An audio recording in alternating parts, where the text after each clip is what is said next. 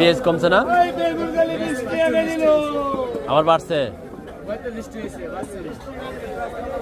পেঁয়াজ 20 টাকা এখন কালোর মতো। না কৃষক দাম পাইতো না।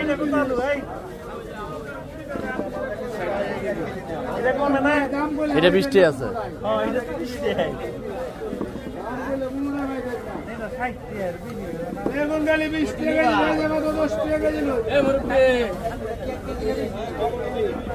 আলু 20, আলু 20।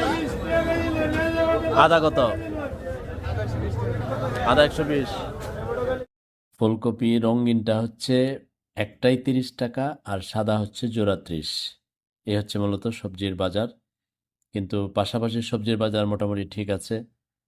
কৃষক কিছুটা ক্ষতিগ্রস্ত হচ্ছে, একেবারেই কমে গেছে বেশি। আবার অন্যদিকে অন্যান্য জিনিসপত্রের দাম কিন্তু বেশি, সেটা আপনি কসমেটিকে